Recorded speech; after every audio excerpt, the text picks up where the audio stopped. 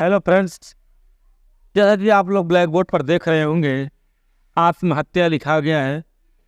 आत्महत्या क्या उत्प्रेरण के बारे में बात होती है और आज सेक्शन 108 85 बिजनेस की बात करेंगे हम। इस वीडियो में हम बहुत ही स्पष्ट बताएंगे कि अगर कोई व्यक्ति आत्महत्या करके मर जाता है, फांसी लगाकर मर जाता है, जहर खाकर मर जाता है, या किसी गाड़ी के आगे या किसी भी प्रकार से वह आत्महत्या कर लेता है जिससे प्रदर्शित हो कि यह आत्महत्या किया है, और उसके बाद विवेचना के बाद पता चलता है कि इस आत्महत्या के पीछे फला व्यक्ति का हाथ है, तो वह किस दंड का भागी होगा, कितना उसको सजा होगी, इस सारी बातों का डिस्कस इस वीडियो में होगा। और साथ ही साथ बताऊंगा इन दोनों धाराओं का एक दूसरे से मतलब क्या है। चलिए वीडियो को शुरू करते हैं। अगर आप मेरे चैनल पर नए हैं तो फटाफट चैनल को सब्सक्राइब कर लें। दोस्तों, आत्महत्या का प्रयत्न जो होता है वह ख़त्म कर दिया गया है। यदि एक धारा होती थी आईपीसी के अंतर्गत 309, तो 309 आत्महत्या के प्रयत्न को ख़त्म कर दिया गया है। अब सीधा सिर्फ और सिर्फ आत्महत्या का उत्प्रेरण हो गया। इसका मतलब दोस्तों होता है आत्महत्या का उत्प्रेरण का, मान लीजिए कोई व्यक्ति है आत्महत्या करके मर जाता है और बाद में पता चलता है कि इसकी आत्महत्या का कारण फला व्यक्ति है। कोई सुसाइड नोट मिल जाए जिससे पता चलता है कि मैं इसके कारण मर रहा हूँ। कोई प्रेमी प्रेमिका के लिए मर जा रहा हो, कोई प्रेमिका प्रेमी के लिए मर जा रहा हो, कोई बहू मर जा रही हो ससुराल में, तो कहीं न कहीं इसका अगर उसका लिंक होता है किसी अन्य व्यक्ति की क्रूरता के कारण कोई मरता है, तब वह इस धारा के अंतर्गत दोषी होता है 108 के तहत, जो कि आत्महत्या का उत्प्रेरण के लिए दंड का प्रावधान करती है। सबसे पहले हम बात करेंगे धारा 85 बिजनेस का। इसके माध्यम से आप समझेंगे तो बहुत ही आसान भाषा में समझ जाएंगे। ठीक, एक महिला होती है, ध्यान से देखिएगा, एक महिला है, वो अपने ससुराल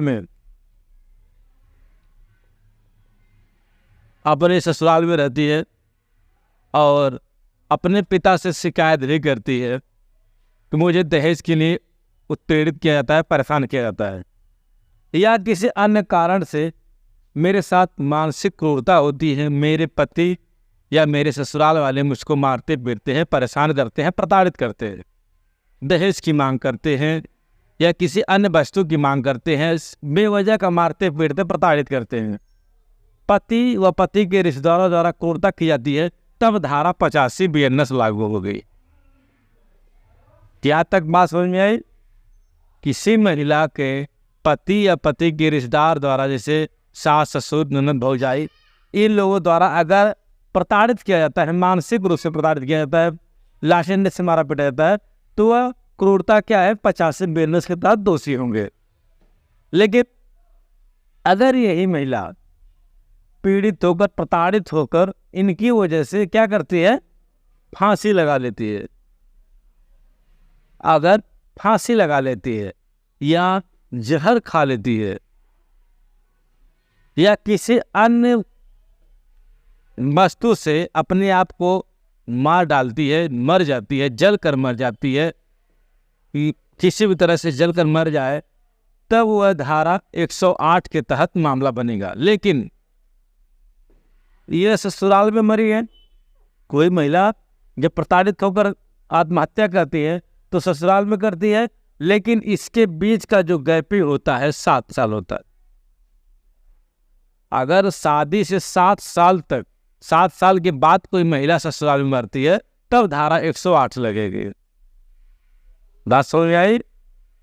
अगर कोई महिला शादी के 7 साल बाद ससुराल में आत्महत्या करती है, जहर खाती है, जल कर मरती है, अपनी वजह से स्वयं मर जाए, बेशक अपनी वजह से मरे, लेकिन फंसेगा कौन?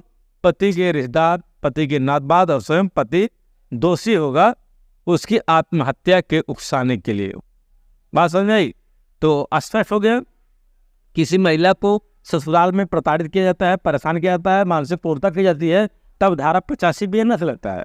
लेकिन अगर वही महिला शादी के 7 साल बाद जो है जहर खाकर मर जाती है, फांसी पर लटक जाती है, जल कर मर जाती है, तब वह क्या होता है, 108 BNS के तहत दोषी होंगे, सजा के पात्र होंगे। बताइए किसको समझ में नहीं आया? बहुत ही स्पष्ट भाषा में समझा रहा हूँ, और अगर आज नहीं समझे तो फिर कभी नहीं समझोगे। डाउट हो तो पूछ लीजिएगा। अब बात करेंगे हम इनकी सजा के बारे में। सजा क्या प्रावधान करती है? अब दोस्तों अब समझ लीजिए, धारा 108 BNS पति के रिश्तेदार द्वारा किसी को इतना प्रताड़ित किया गया हो, पत्नी को, कि वह आत्महत्या कर लेती है, या कोई भी व्यक्ति, चाहे वह दोस्त है, रिश्तेदार है, एनीवन, घर परिवार कहीं का भी कोई व्यक्ति है, अगर किसी के उकसावे में या करके कोई मर जाता है तो वह दोषी होगा जो उकसाता है। ये धारा यही बताती है। अब बात करेंगे हम धारा 85 की सजा के बारे में, इसकी सजा के बारे में। तो दोस्तों इसमें 3 साल की सजा है, 3 साल की सजा है, या जुर्माना है, या फिर दोनों से दंडित किया जा सकता है। बात समझ में? यह संज्ञेय अपराध होता है, अजमानती अपराध होता है। अजमानती अपराध होते हैं, इनकी सुनवाई प्रथम श्रेणी का मजिस्ट्रेट करता है। इसमें डायरेक्ट गिरफ्तारी नहीं होती है। 85 सेक्शन में डायरेक्ट गिरफ्तारी का प्रावधान नहीं किया गया है। अब बात करेंगे धारा 108 BNS की, जो कि गंभीर प्रकृति के अपराध हैं। क्या है? गंभीर प्रकृति के अपराध, जिनको हम संज्ञेय अपराध बोलते हैं। यह दोस्तों अजमानती है,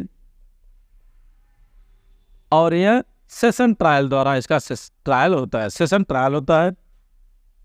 यह समझौता योग्य क्या होते हैं? अपराध नहीं होते हैं, समझौता योग्य अपराध नहीं होते हैं। अगर सजा की बात करें तो इसमें 10 साल तक की सजा का प्रावधान है। इतना 10 साल तक की सजा का प्रावधान है। साथ ही साथ जुर्माने से भी दंडित किया जा सकता है। समझ में आया? बहुत ही स्पष्ट देखिए, समझ लीजिए। अगर किसी महिला को आप लोग कोई व्यक्ति प्रताड़ित करता है तो धारा 85 के तहत मानसिक क्रूरता के लिए दोषी ठहराया जाएगा, जो कि 3 साल की सजा हो सकती है। लेकिन अगर वही महिला प्रताड़ित होने के बाद शादी के 7 साल के बाद अगर वही आत्महत्या कर लेती है आपकी प्रताड़ना की वजह से, तब धारा 108 लगती है, और 108 कहती है आपको 10 साल तक सजा का प्रावधान है। और इसकी बेल जो है या तो सेशन ट्रायल से होगी या तो हाई कोर्ट से होगी। लोअर कोर्ट ट्रायल कोर्ट से नहीं होगी, सेशन ट्रायल से होगी या हाई कोर्ट से इसकी बेल होगी। और सजा की बात करें तो सजा 10 साल की है। बस समझ में आया? स्पष्ट दोनों धारा आ गई। अब कहीं पर अगर कोई FIR में मिलता है धारा 85 व 108 BNS है, तो आप फटाफट चुटकियों में बता दीजिएगा कि ये प्रावधान इससे किया गया है। कोई डाउट? No doubt? तो चलिए वीडियो को ख़त्म करते हैं, और ऐसी ही वीडियो देखने के लिए आप मेरे चैनल पर जरूर बने रहिए, क्योंकि मैं रोज़ हर एक धारा के ऊपर नई नई बातों को लेकर आता हूँ। आपको नॉलेज देना चाहता हूँ। मेरा उद्देश्य कि आपको भी अगर कहीं इस तरह की FIR मिलेगी धारा 85 व 108 की, तो फटाफट चुटकियों में हम बता देंगे। चलिए मिलेंगे किसी ने, तो बाय बाय। अगर आप मेरे चैनल पर नए तो चैनल को जरूर